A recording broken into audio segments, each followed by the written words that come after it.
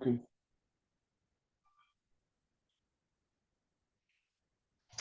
Hare Krishna, my dear devotees. All glories to Srila Prabhupada Ki Jai. Okay, tonight we are hearing from chapter 4, text 42. Is that right? Yes, Maharaj. Okay. And text 42 says, Tasmat Agyana Sambhutam Kritstam Jnana Sinatmana Chit Tvaivam Samsayam Yogam Atisto Tista Bharata. Therefore, the doubts which have arisen in your heart out of ignorance should be slashed by the weapon of knowledge, armed with yoga. Oh, Bharata, stand and fight. Well, in this case, when it says armed with yoga, it means you're armed with Krishna consciousness knowledge.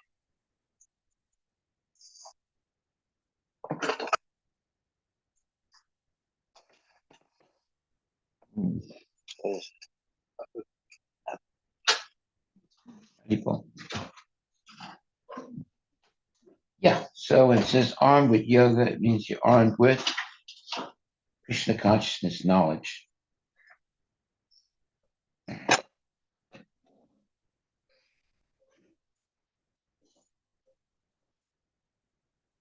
So this 42, right? Yes, Maharaj. Okay, this verse says, therefore, the doubts which have arisen in your heart out of ignorance should be slashed by the weapon of knowledge, armed with yoga, O Bharata, to stand and fight. Purport by His Divine Grace, A.C. Bhaktivedanta Swami Prabhupada. The yoga system instructed in this chapter is called Sanatan Yoga, or eternal activities performed by the living entity. Sanatan means they're eternal.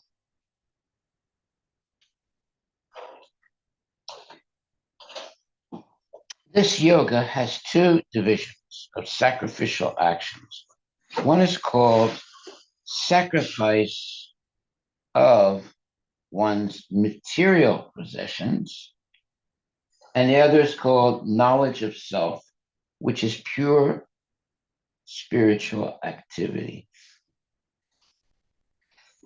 If sacrifice of one's material possessions is not dovetailed for spiritual realization, then such sacrifice becomes material. But one who performs such sacrifices with a spiritual objective or in devotional service makes a perfect sacrifice. When we come to spiritual activities, we find that these are also divided into two, namely, understanding of one's own self or one's constitutional position. That's one. And two is, and the truth regarding the Supreme Personality of Godhead.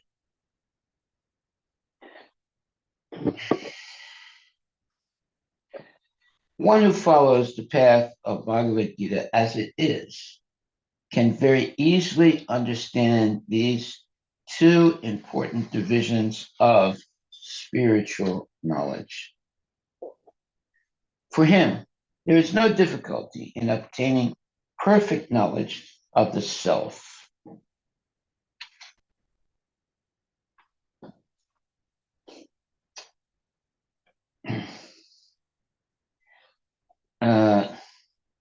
In other words, for him, there's no difficulty in obtaining perfect knowledge of the self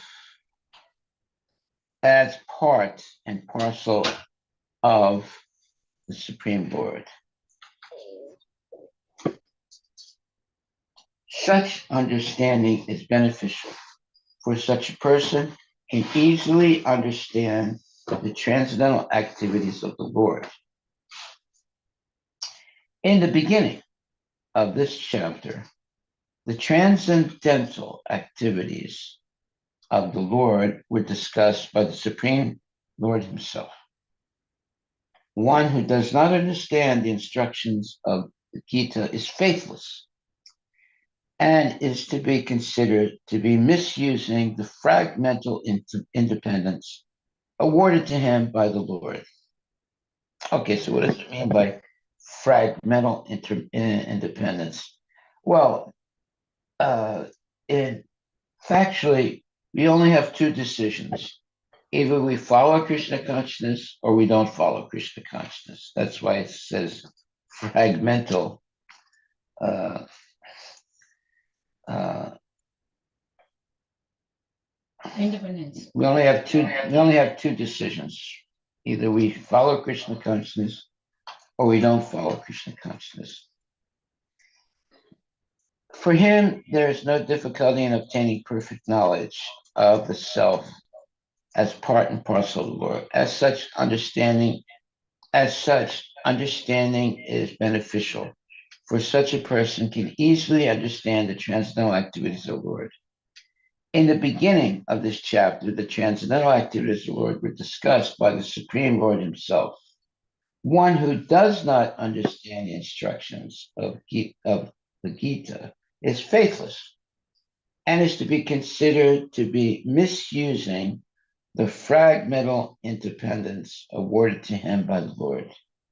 In spite of such instructions, one who does not understand the real nature of the Lord as the eternal, blissful, all-knowing personality of Godhead is certainly fool number one.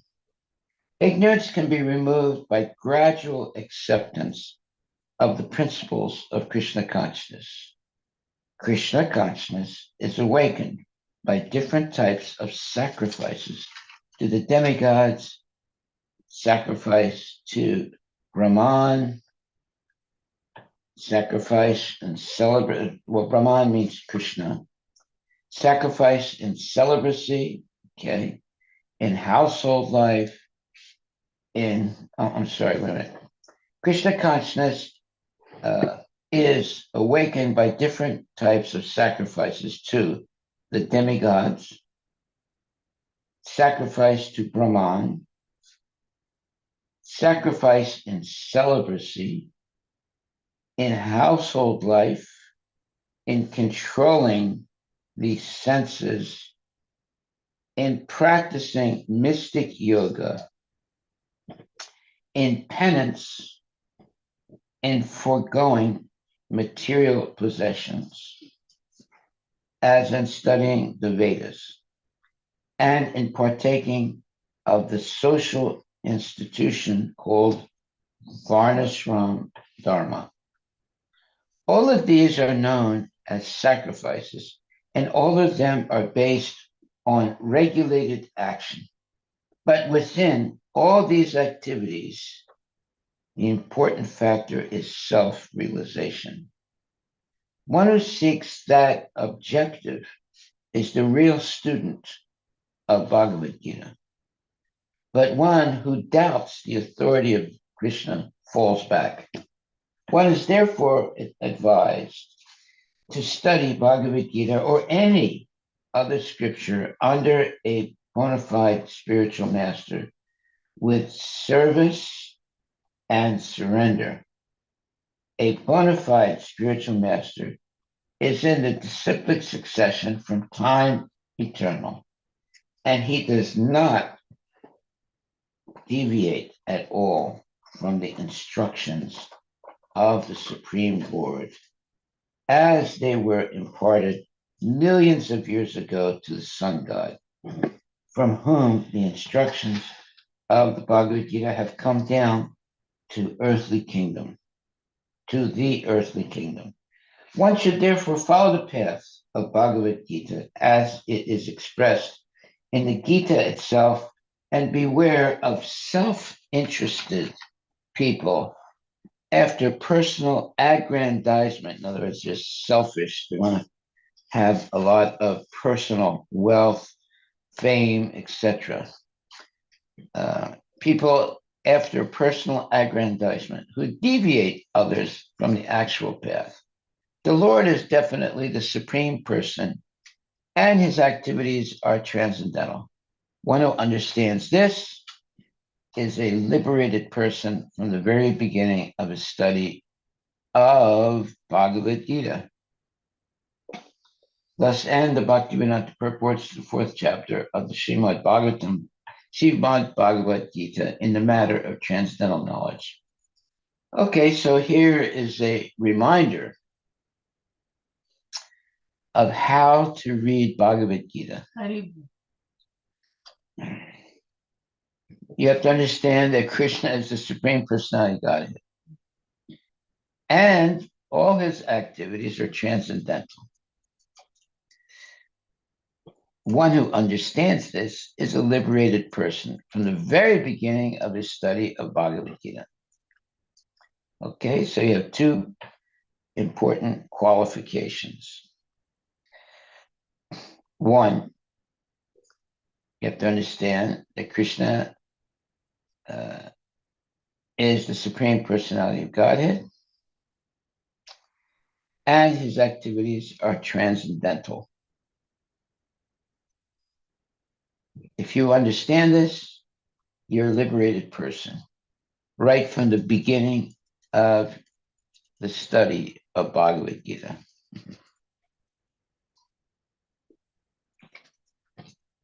Okay, so Krishna is the Supreme Person, and his activities are transcendental. One who understands this is a liberated person from the very beginning. Okay. Thus end the Bhaktivedanta purports to the fourth chapter of Srimad Bhagavatam in the matter of transcendental knowledge. So if we understand that Krishna is the Supreme Personality Godhead and his activities are transcendental, then you can understand that such a person is liberated from the very beginning of his study of Bhagavad Gita. Well, how would you understand that Krishna is the Supreme Person and his activities are transcendental? Only if you have had association with genuine devotees.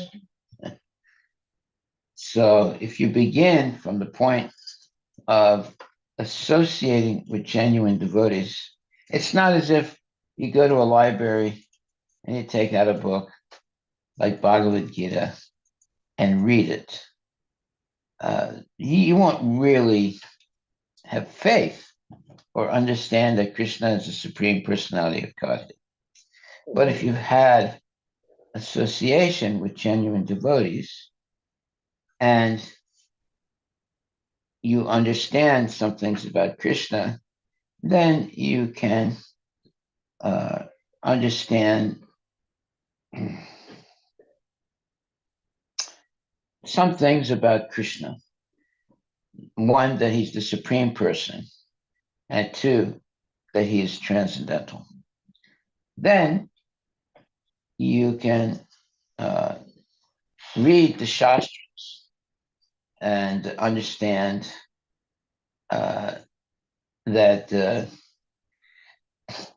understand who Krishna is right from the beginning of your study of the Bhagavad Gita.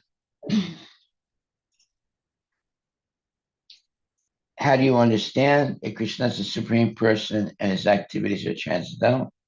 It's in the association of devotees. So everything begins by associating with devotees. If you just pick up a book and read it, you won't really understand much. I mean, if you pick up a book about Krishna, you won't really understand much. But if you have the association of devotees and you hear the knowledge of Krishna spoken by genuine devotees and you ask questions, then you'll be able to understand Bhagavad Gita.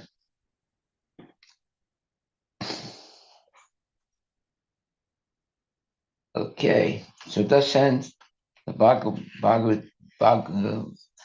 Bhaktivedanta purports to the fourth chapter of the Srimad Bhagavad Gita in the matter of transcendental knowledge. Okay, so now we're going to go to chapter 5. Hare Krishna Maharaj, I have a question. You have a question? Yeah. So here, so specifically, the verse is talking about knowledge and getting rid of ignorance. Yeah. Through the knowledge. So Srila Prabhupada has mentioned about Bhagavad Gita alone, and he has not mentioned Bhagavatam in this purport. He's saying if you read Bhagavad Gita itself, you're in full knowledge. That too under the guidance of a bona fide spiritual master. Yeah. So, but some neophyte devotees, Maharaj. Somewhat. Neophyte devotees. Yeah. They read all these advanced books written by Bhaktivinoda Thakur or other acharyas in our parampara. So by themselves. So is that okay to do, Maharaj? No. It's not really okay. Yeah.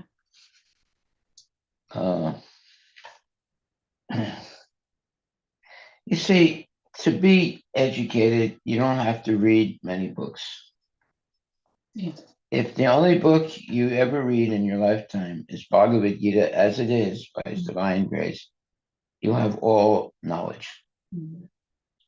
You read many books, first of all, you're not going to remember everything you read. Mm-hmm. And secondly, you'll be confused because you read so many things. Mm. If you just read one book that's bona fide, and that's Bhagavad Gita as it is, and you just stick to this one book, you'll be educated. Now, are there examples of it? Yeah. The Christians, they only read one book. Bible. It's the Bible. The Muslims, they only read one book. That's the Quran, they say. And they'll talk about it for the rest of their life. So we, as devotees, if we only read Bhagavad Gita as it is, by His divine grace, A.C. Bhaktivedanta Swami Srila Prabhupada, we don't need to read any of the book. And it's more valid than the Quran and the Bible or the Buddhist word. Like, for example, how do we know it's more valid? Well, most of the people who read most of the Muslims that read the Quran, they haven't learned not to eat meat. Yes. Of course, they have all these different ways of dealing with the meat. But still, they haven't figured out that, meat eating is actually sinful. And the Mayavadis also, they haven't figured out who Krishna is, right? And the Christians, they haven't figured out that you shouldn't eat meat. That means there's something missing in their Shastra. But in Bhagavad Gita, all the knowledge is there. You shouldn't eat meat, you shouldn't engage in illicit sex, you shouldn't have intoxication, you shouldn't gamble. Everything is clear. Like, there are a lot of Christians, they gamble. And they'll eat meat. And sometimes they have illicit sex. And they will intoxicate, right? They don't think it's a sin to drink beer or alcohol, So they don't have complete knowledge. It's incomplete knowledge. Now, I'm not saying all Christians. I mean, there was this one lady, I think I spoke about her before, and her name was Winnie, and she would come to our house and iron our clothing, if the clothing was washed in a washing machine. And then she would do housework. So one day I was, and she would work in our cellar. And one day I was in the cellar near her, and I had just caught some butterflies, right? And so now I was trying to put them in a box with some cotton on the bottom of the box. And it wasn't a big box, but it was just a small box this high. So I wanted to make a presentation of them. So while Winnie was ironing some clothes, I asked her, "Can you just help me a second?" I said, "Can you just hold the this butterfly in place so I can pin it?" You know. And she said, "No, I won't do it." I said, "Why not?" And she said, "It's because I'm a Christian." I said, "Well, wait a minute, I'm a Christian also." She said, "No, I won't touch anything uh, like this."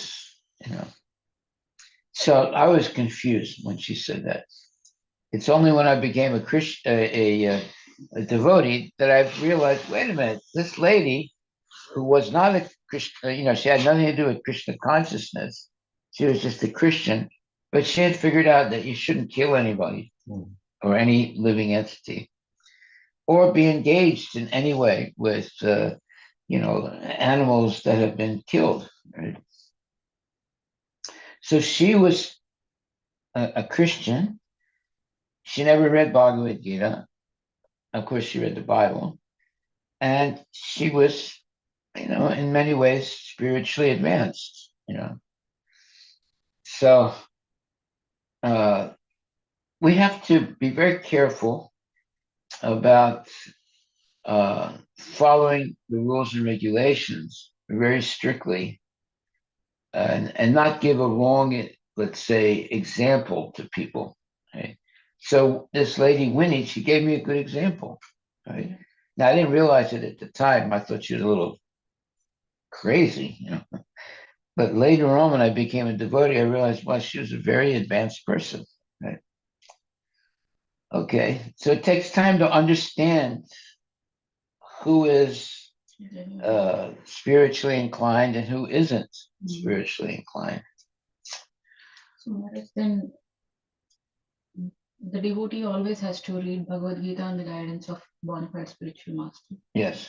And they should not attempt to read books written even by our acharyas like Srila Vishwanath Chakravarti Thakur or Bhaktivinoda Thakur. If you never read any other book than Bhagavad Gita as it is by Srila Prabhupada, you'll get all knowledge already. Yeah. Even if they read those books, they have to read under the guidance of a bona fide spiritual master, but they should not attempt to read by themselves. Yes. Okay. Yes. But why even read them? Yes. Everything is in Prabhupada's books. Yes.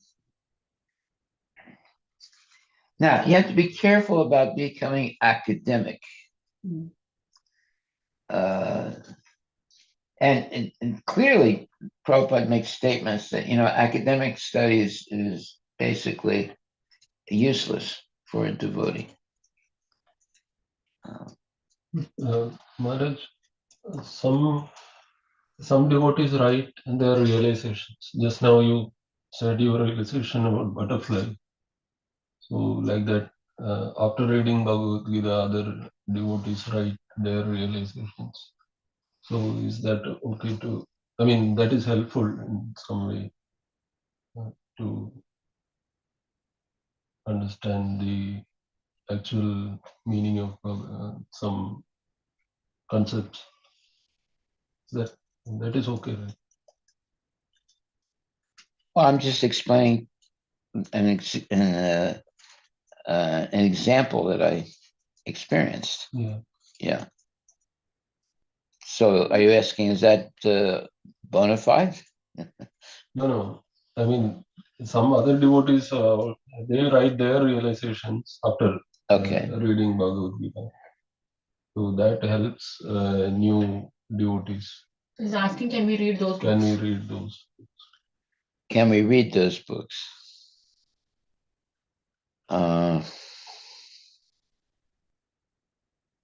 Well, if they're talking about Krishna and not speculating, yes, you can read those books. Yeah.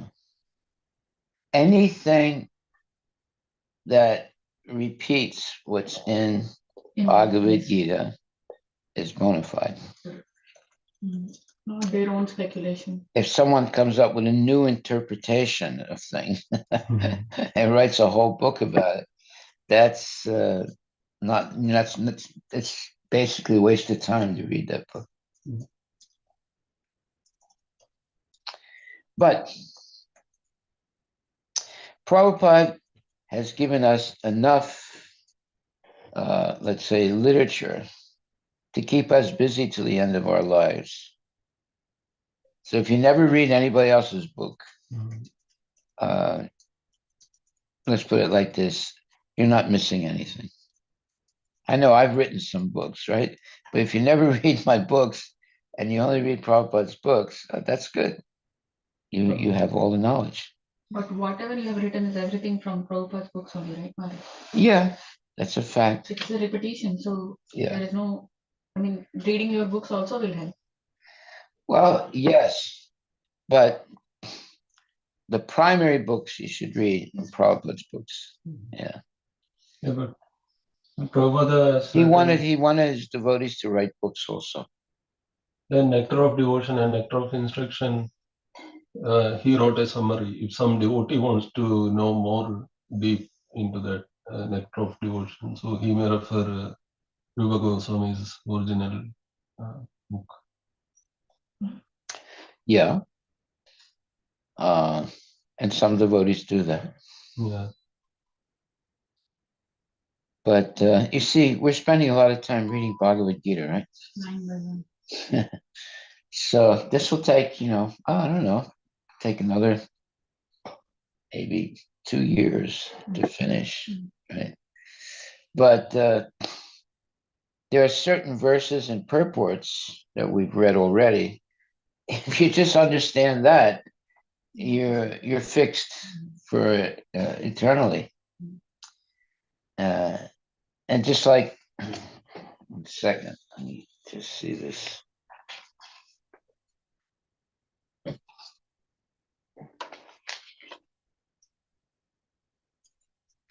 Yeah, like we read 39, chapter 4, verse 39. A faithful man who is dedicated to transcendental knowledge and who subdues his senses is eligible to achieve such knowledge, meaning transcendental knowledge, right? And having achieved it, he quickly attains the supreme spiritual peace. And the purport says, such knowledge in Krishna consciousness can be achieved by a faithful person who believes firmly in Krishna. One is called a faithful man who thinks that simply by acting in Krishna consciousness, he can attain the highest perfection. This faith is attained by discharging of devotional service and by chanting Hare Krishna, Krishna Krishna, Hare Hare, Hare Rama, Rama Rama, Hare Hare, which cleanses one's heart of all material dirt. Over and above this, one should control the senses. A person who is faithful to Krishna and who controls the senses can easily attain perfection in the knowledge of Krishna consciousness without delay. Well, this is a verse and a purport that says everything, right? Very profound statement. And that's why it's called, this is real literature. Real literature is like this, it's not like, you read a big book, Huckleberry Finn, or you read a big book on some kind of speculation by a philosopher, right? You don't really learn anything, right? But if you just read this one verse and purport, that gives you the whole panorama of the gist of everything. You don't have to read many books. You just understand this one thing, that is, that you can knowledge in Krishna consciousness can be achieved by a faithful person who believes firmly in Krishna. One is called a faithful man who thinks that simply by acting in Krishna consciousness, he can attain the highest perfection. That's a very profound statement. Just by acting in Krishna consciousness, a person is convinced that they can attain the highest perfection. This faith is attained by discharge of devotional service and by chanting Hare Krishna, Krishna Krishna, Hare Hare, Hare Rama, Rama Rama, Hare Hare, which cleanses one's heart of all material dirt. Over and above this, one should control the senses. A person who is faithful to Krishna and who controls the senses can easily attain perfection in the knowledge of Krishna consciousness without delay. Well, here's one verse and one purport that encapsulates everything. Yeah. This is called real literature. When you read this verse last time, Maharaj, and explained, Yeah. in my notes, I took the notes and you said that one verse and purport that you need to read every day. Yeah. That's what you said. Yeah. If you read this verse one, you're good. You don't have to read a big book like that. Right? Just read this verse and this purport. You get the gist of Krishna consciousness. And that's what real literature is. If you read a book like, I don't know, Huckleberry Finn, you're not going to end up with any real knowledge. It's just entertainment. That's all. But you read this one verse, you get the idea of the whole, let's say, gamut of Krishna consciousness, everything in a short verse and a short purport. That means that this is very powerful, let's say, literature.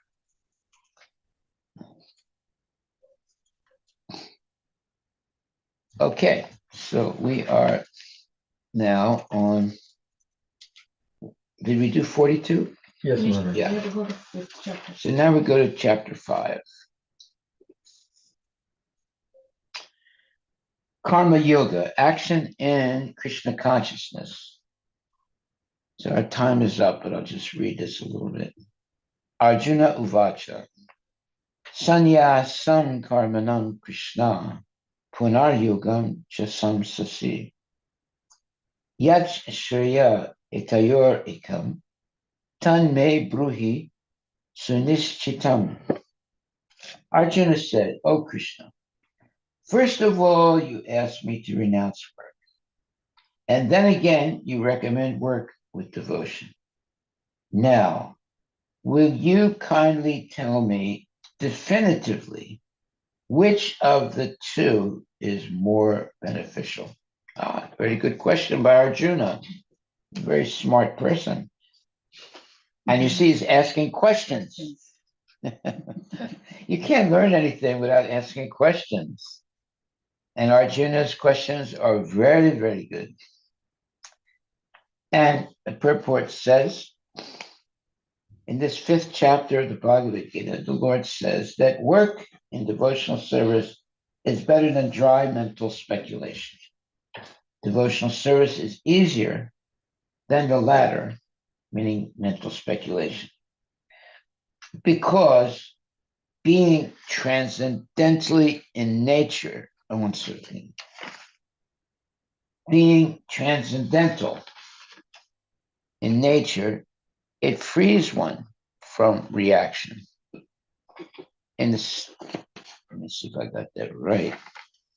Yeah, Yes, Maharaj. I got it right. In the second chapter, preliminary knowledge of the soul and its entanglement in the material body were explained. How to get out of this material engagement by Buddha yoga or devotional service. Okay, so they mean the same thing. Buddha yoga, devotional service, the same thing. Was also explained therein. In the third chapter, it was explained that a person who is situated on the platform of knowledge no longer has any duties to perform. And in the fourth chapter, the Lord told Arjuna that all kinds of sacrificial work culminate in knowledge. However, at the end of the fourth chapter, the Lord advised Arjuna to wake up and fight, being situated in perfect knowledge.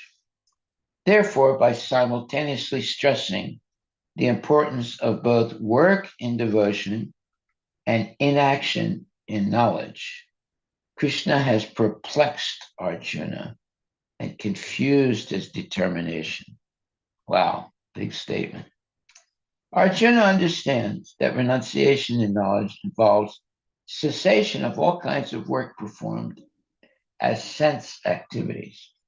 But if one performs work in devotional service, then how is work stopped? In other words, he thinks that sannyasa or renunciation in knowledge should be altogether free from all kinds of activity, because work and renunciation appear to him to be incompatible.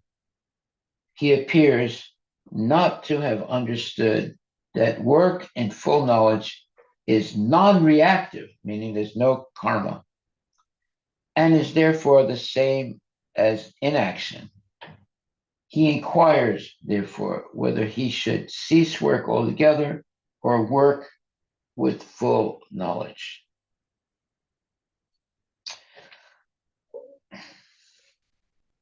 Well, he should work with full knowledge. So this is a problem because many people, there are Mayavadis, there are Christians, there are Muslims, and things like that. They usually make mistakes because they don't have full knowledge in their shastras. So here we see that even Arjuna, he appears not to have understood that work in full knowledge is non-reactive and is therefore the same as inaction. He inquires, therefore, whether he should cease work altogether or work with full knowledge. Okay, so you have monks and you have sisters. They will retire to a monastery, and all day long, basically, they pray. That's their thing, to pray. At least, I would say they pray at least 8 hours a day, maybe more. Okay, now, is that good? Yeah, it's good. Praying all the time. As long as they don't engage in any sinful activities. Now, unfortunately, they drink wine. All right. In fact, sometimes the sisters, they have vineyards and they produce wine and they sell it to support their, to support their living. Not only the sisters, even the men also, they sometimes they produce wine. They all drink wine, all of them. Why don't you look that up, Haripul? Why don't you look that up? Do monks and sisters in Christianity drink wine?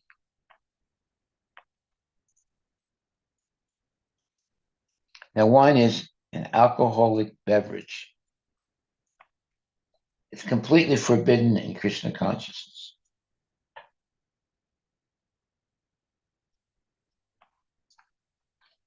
And they don't only drink wine, they produce it.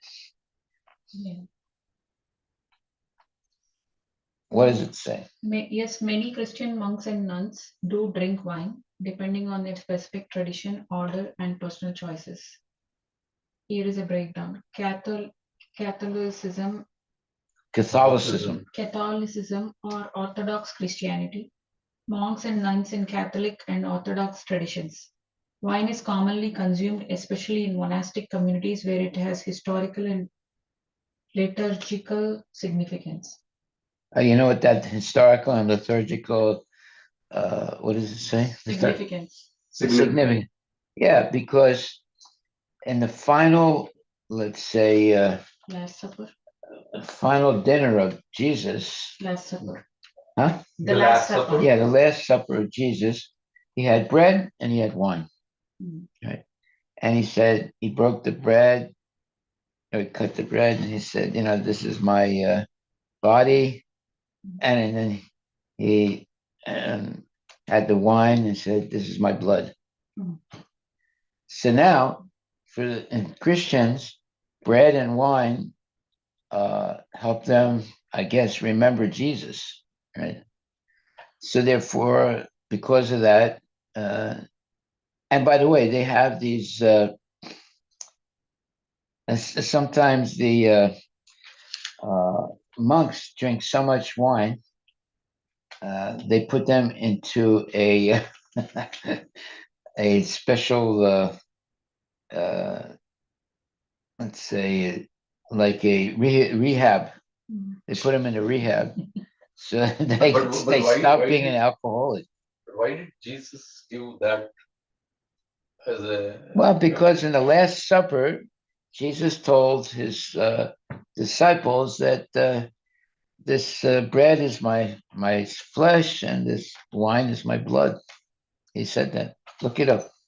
Yeah, but I'm just trying to understand, why would Jesus give that reference or like give that example? Is he just giving that as an analogy for something, or and then? It's mistakenly. Well, understood. I mean, there's nothing wrong with, bread is my flesh, right? Mhm. The problem is wine. Yeah. But actually, what he really said was grape juice. Yeah. It wasn't wine, it was grape juice. Then over time, it became wine. Yeah, because they took different variations of the grape juice. Yeah. Fermented it and. Yeah, we think that everything becomes contaminated over time. It was grape juice. It wasn't actual wine. Yeah, but they say it's wine.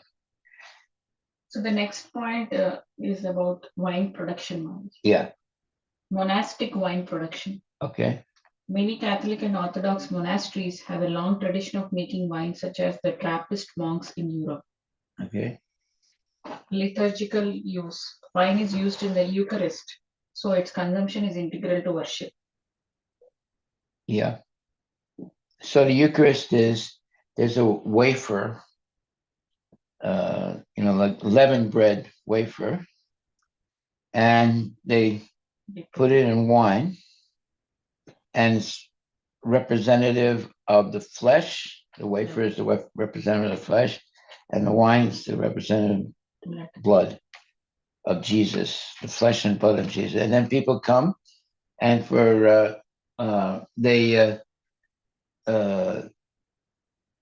call it, what do they call it? Anyway, they get a blessing. The blessing is they get a little piece of the wafer that's been soaked in wine, and that's their prasadam. Yeah, no, seriously, that's their prasadam, right? And you have to ask the priest to, do that. So a whole bunch of people will come, and the priest will be putting this piece of the wafer of the unleavened bread and dipped in a little wine and puts it in the mouth of everyone. Mm. A lot of people will come up and accept that.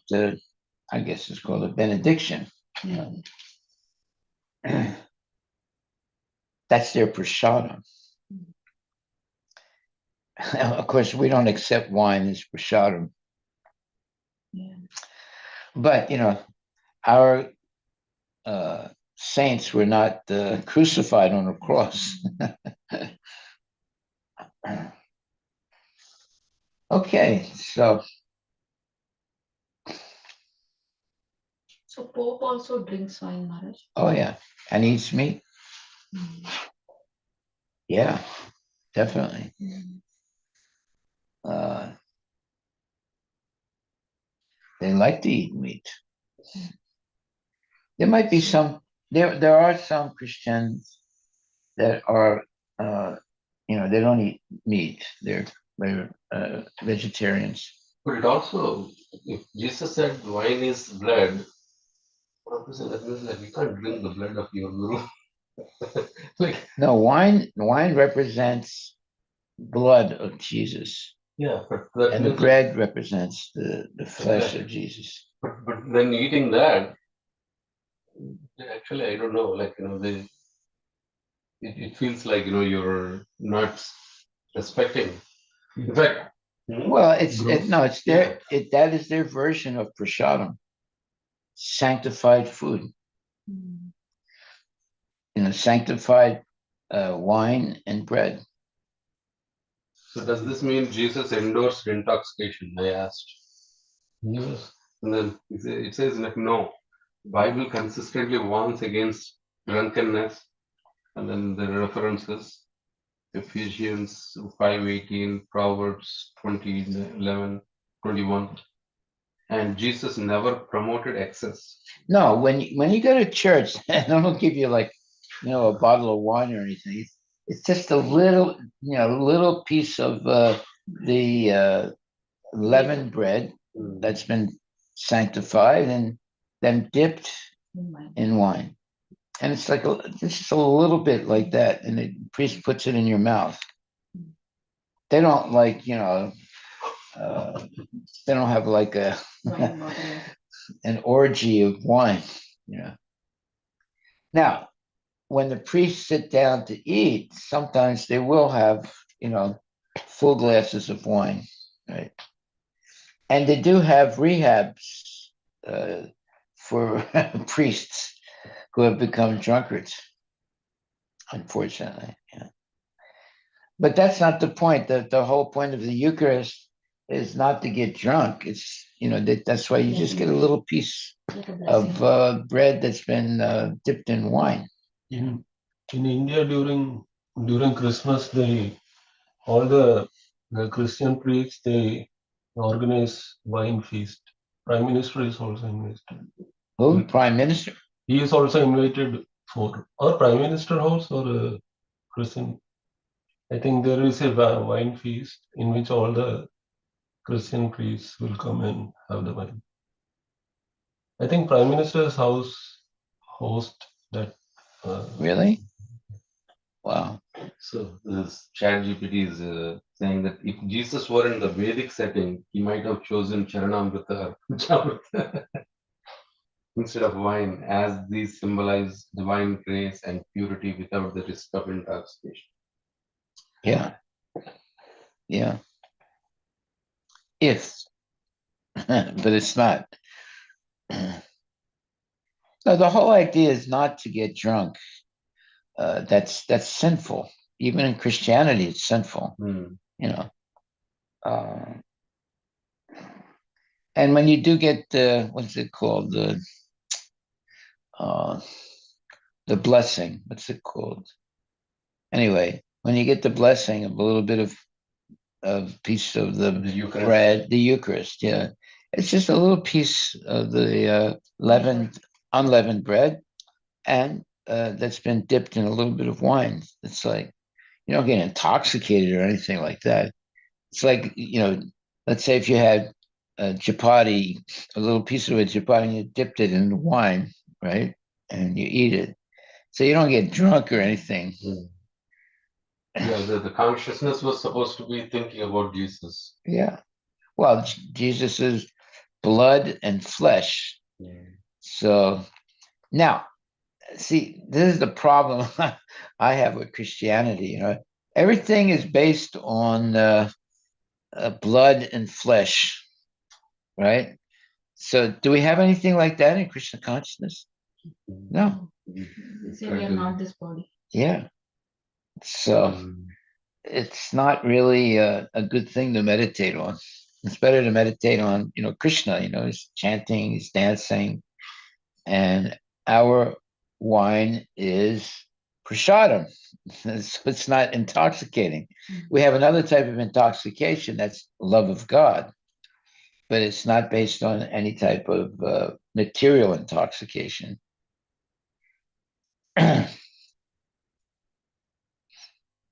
Yeah. Alcohol is very bad.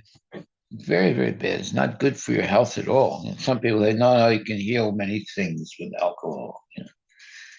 And some people use alcohol for, cuts and bruises, and they use it in all different ways, but it's not good at all.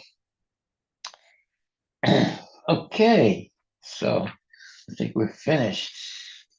Any more questions or comments?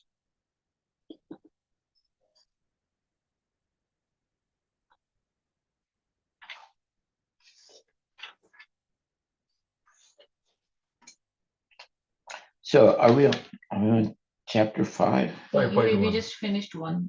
Yeah. Okay, so our takeaway today.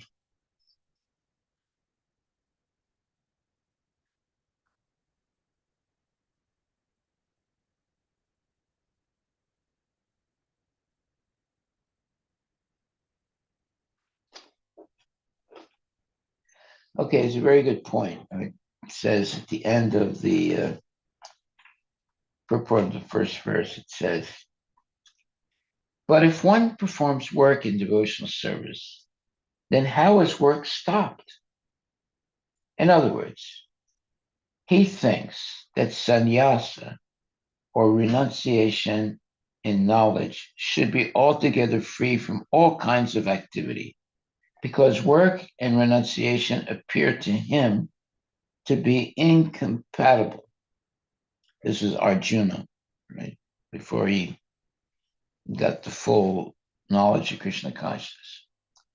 He appears not to have understood that work in full knowledge is non-reactive, meaning there's no karma, and is therefore the same as inaction. He inquires, therefore, whether he should cease work altogether or work with full knowledge. Obviously, he should work with full knowledge. Full knowledge. We should never stop devotional service.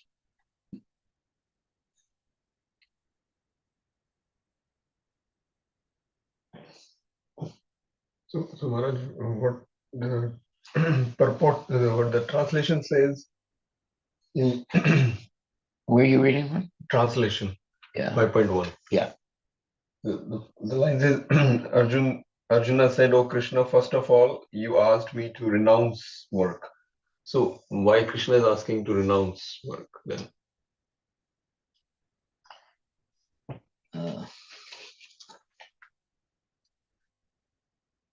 So 5.1.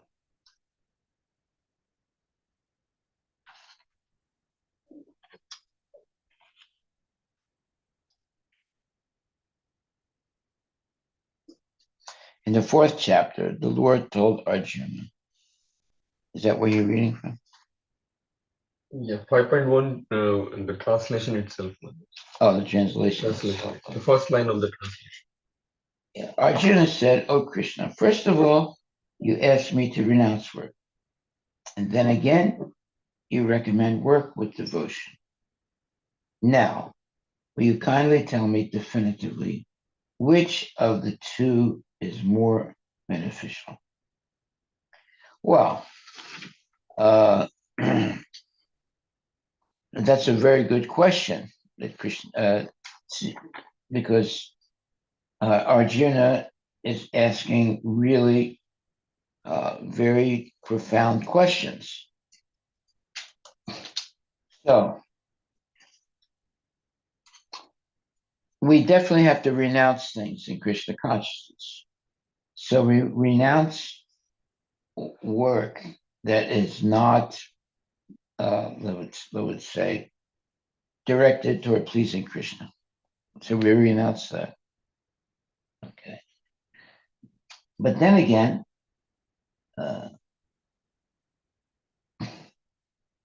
first you ask me to renounce work, and then again you recommend work with devotion. So yeah, we should renounce work for sense gratification, but we should work we should work in Krishna consciousness. So it's not that we renounce work; we renounce work that's meant for sense gratification, but we accept work that is for developing Krishna consciousness, like devotional service. Devotional service is work; it's activity, right? But we renounce mundane work for sense gratification. So Arjuna is a little perplexed. He said, "Look, you asked me to renounce work, and then again you recommend work with devotion. Now, will you kindly tell me definitively which of the two is more beneficial?" Obviously, it's work with devotion. Yeah, that's all. Okay, thank you.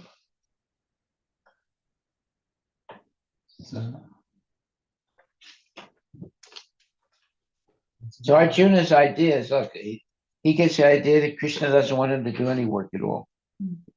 But that's a mistake. No, you misunderstood it. Yeah. Krishna wants him to work in devotional service, but not for any sense gratification. Yeah, I think in the second chapter, right, when Arjuna asks, okay, how does a self-realized person sit, walk, do everything? That's when Krishna says, for a self-realized person, there is no work. And I think that's where Arjuna gets confused. It's saying that, okay, you want me to be self-realized, that means I should not work. So Arjuna is confused, thinking that he can just renounce and get to the same state just by renouncing. But then in the third chapter, that's when he says, like, even then he says, like, oh, even for Krishna himself says, like, even I don't have need for work, but I work because the whole society will follow me, and then, if I don't do the work, then they'll all, become lazy and they don't do. So now Arjuna is kind of connecting between the second chapter and third chapter, and then now Why he wants to clarify. he wants to clarify, like, do you want me to not work, or do you want me to really work in the right way? You want to work in devotion. Yeah. Yeah. But Krishna already told that in third chapter that he About- needs to work in devotion. Yeah. Yajnartha means all the work should be done for the Sacrifice. for the sake of Vishnu. Mhm. I think 3:9 chapter. Correct. 3:9. Yeah, but the second chapter ends with where self-realized person where he doesn't have work, and then the third chapter is when he gives this, and then fourth chapter he says, gain this knowledge. So now he's asking more clarification, detail. Yeah, here it says,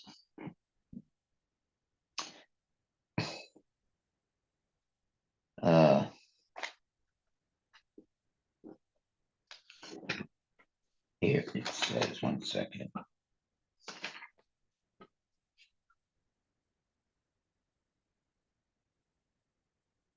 So, in In the 5th chapter of Bhagavad Gita, the Lord says that work in devotional service is better than dry mental speculation.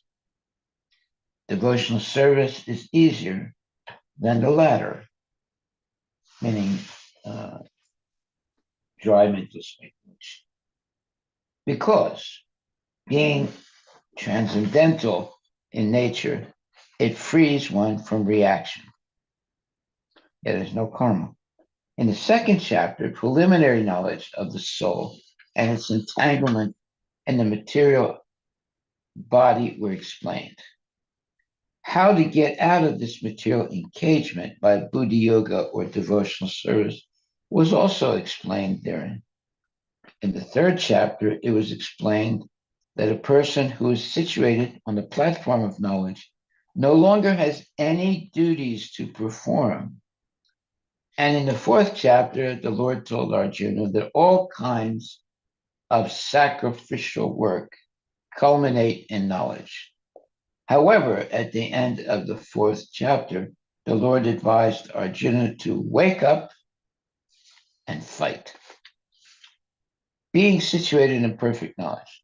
Therefore, by simultaneously stressing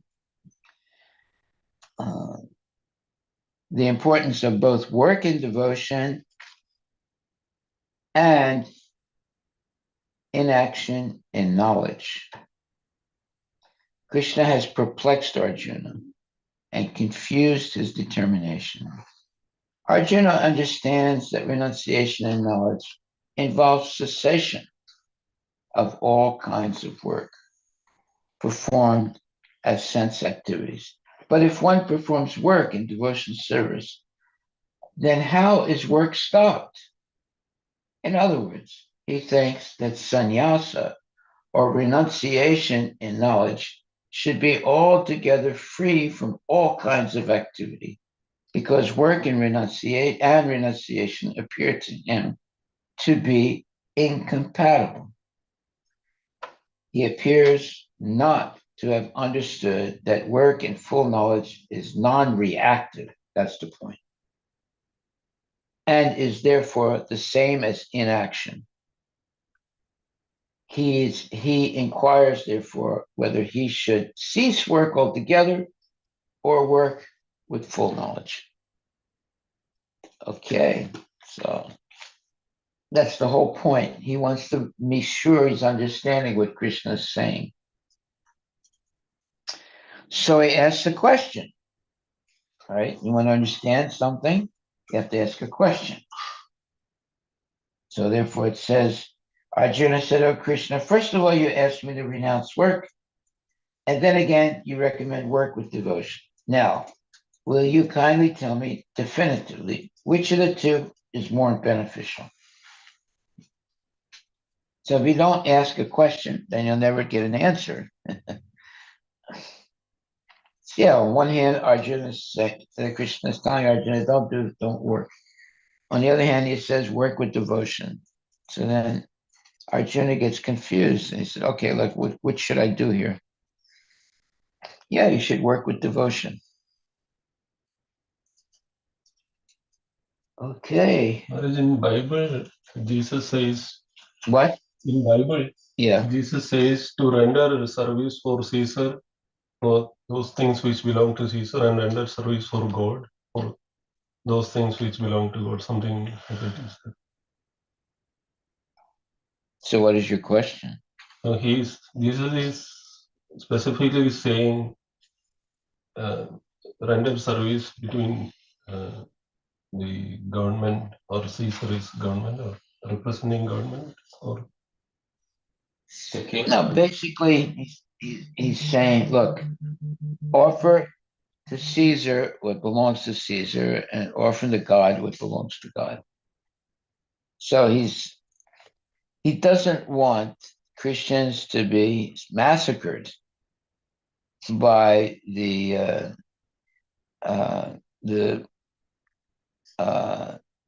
like Caesar and people like that.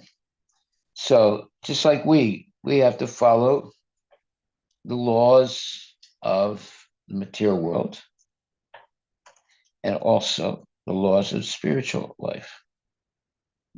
That's all he's saying.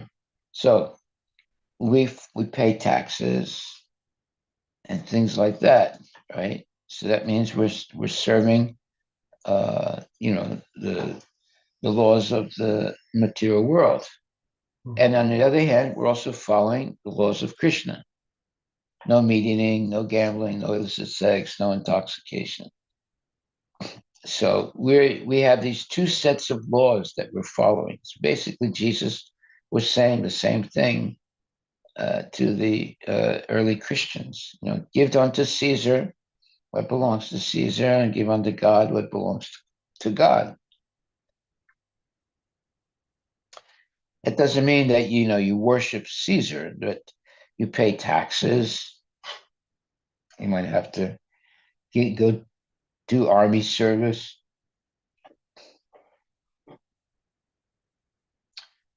So you pay unto Caesar what belongs to Caesar, and you give unto Krishna or God what belongs to God.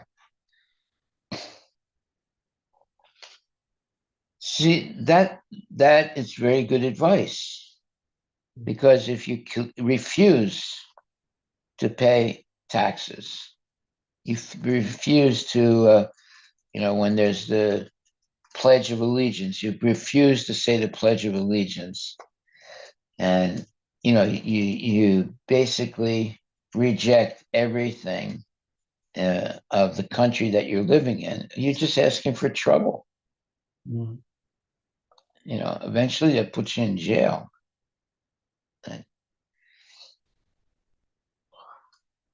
When they play the anthem of the oh, say, can you see, whatever the national anthem. national anthem, people stand up, put their hand on their heart, or soldiers give their salute. So if you refuse to put your hand on your heart, which some people do, then or let's say these dumb basketball players and football They players, kneel or something. They kneel. they kneel down and they refuse to recognize the flag of the United States. That's just stupid. They if they were really serious, they would refuse money of the United States, which has pictures of all white guys, old white guys, Washington and so forth, So they should refuse the money also. But no, they don't refuse the money. But they refuse to bow down or to hold their heart when the flag is shown, So they're all phonies. They're all nonsense people, Yeah. Yeah. They try to dramatize without, as you said, real renunciation. They just want to, it's a sensationalization as opposed to real. They should also reject the money. Yeah. If they were sincere. But that they won't. No, never. They're just phonies. Let them go back to Africa. Go back to Africa if you don't like the United States, or go back to the country that you came from if you don't like the United States. No, they like the money in the United States. In India also there was a controversy some time back. Before screening the movie, they used to play national anthem. Yeah. So some people used to sit there, some people used to stand up. So there was a fight between. Some people used to stay seated. They seated. Yeah. So they say that it's my wish. What? It's their wish to sit. It's not written anywhere to stand up. I mean, the Muslims would sit down. Yeah. Even Hindus as well. Really, the Hindus, yeah. Because it's not like hard and fast, like you have to stand up. It's not mandatory. Yeah. Yeah. Well, yeah. Well, it's basically nonsense, It's basically worshiping the flag, right?